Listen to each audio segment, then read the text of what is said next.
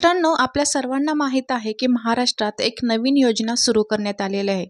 ती म्हणजे मुख्यमंत्री माझी लाडकी बहीण. तर ही योजना सुरू करण्यात आलेली आहे.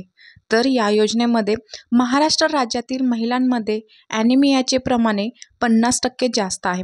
तसेच राज्यातील श्रमबल पाहणीनुसार पुरुषांची रोजगाराची टक्केवारी 59.10% व स्त्रियांची टक्केवारी 27.70% आहे. हा निर्णय राज्यातील महिलांच्या आर्थिक स्वातंत्र्यासाठी तसेच त्यांच्या आरोग्य आणि पोषणामध्ये सुधारणा करणे आणि कुटुंबातील त्यांनी निर्णायक भूमिका मजबूत करण्यासाठी महाराष्ट्र राज्याची मुख्यमंत्री माझी लाडकी बहीण योजना सुरू करण्यास मान्यता देत आहे.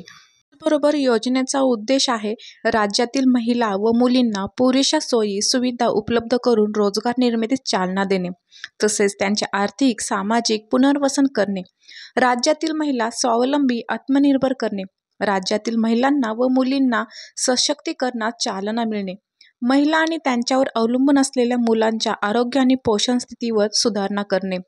तर त्याचबरोबर या योजनेला अप्लाय करण्यासाठी कोणकोणत्या अटी आहेत ते आपण बघणार आहोत. त्याचबरोबर योजनेच्या लाभार्थ्याची पात्रता काय असावी. लाभार्थी महिला महाराष्ट्र राज्याचे रहिवासी असणे आवश्यक आहे. राज्यातील विवाहित, विधवा, घटस्फोटित, परिपक्वता आणि निराधार महिला, किमान वयाची 21 वर्षे पूर्ण व कमाल वयाची 60 वर्षे पूर्ण होईपर्यंत. त्याचबरोबर लाभार्थी कुटुंबाचे वार्षिक उत्पन्न रक्कम 2.50 लाखापेक्षा जास्त नसावे.